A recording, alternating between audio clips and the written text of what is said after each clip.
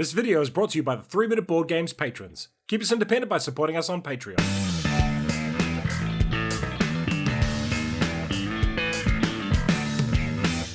Kia ora koutou and welcome to Planet Unknown in about 3 minutes. It has a solo mode, it's a game for 1 to 6 players, playing time is medium, and it's a moderately complex game. You are the head of an interstellar corporation. Your company has been contracted to terraform a planet, but you are not alone and it is a competitive market, and you need to prove that your company is the absolute best at terraforming these unknown planets. The game ends if one of the containers of tiles runs out, or if a player cannot place a piece on their board. The winner is the player with the most points, and you get those from completing rows on the planet, advancing your tracks, and collecting landers and meteorites. Drafting. Each turn you will draft 1 of 2 tiles from the display.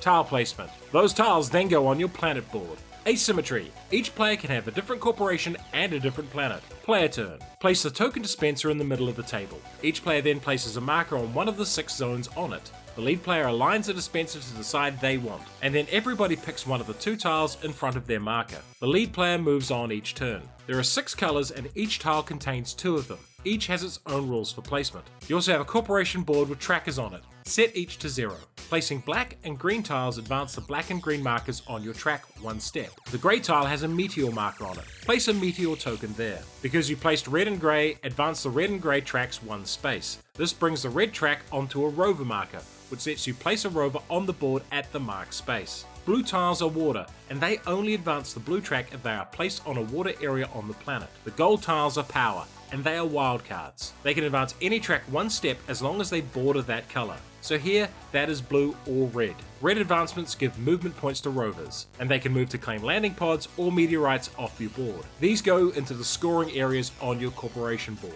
Let's look at the tracks a little more, starting with the black Civ track and moving right. If you reach a gold marker, that is endgame points. You can only claim the highest value from each track. If you reach one of the Civ spots, grab that deck of cards and pick one to keep in play. The first player to get there will choose from all of them. The last player will only get the last card. The multicolor icon lets you advance any track 1 step, and you can chain those moves. The tree icon grants you a biomass, which is a 1-size green tile that can be used to fill gaps on your planet board. The technology track is different for each corporation, but the core idea is when you get to a new level, you get the ability printed on the side of your board. Here at level 2, we have both the level 1 and 2 abilities unlocked. One final note, meteors block tiles from scoring, so removing this meteor here would give you 6 points from completing both the row and column. Why would you like this game? Planet Unknown is a very fast-paced tile drafting game that has a lot of levers to pull to adjust its difficulty. One of the really clever things in this game is that you can all play with standard planets and corporations, and that game is quite low complexity. But once you start adding in new worlds and new corporations, there becomes an extra layer of complexity. This is good for the life cycle of the game. But the core gameplay itself is super simple and engaging. Take one of 2 tiles, place it, and advance tracks is basic stuff, and yet it's also quite soothing to do. There are also optional event cards if you want to shake things up, but including these in the game is a personal decision. All up,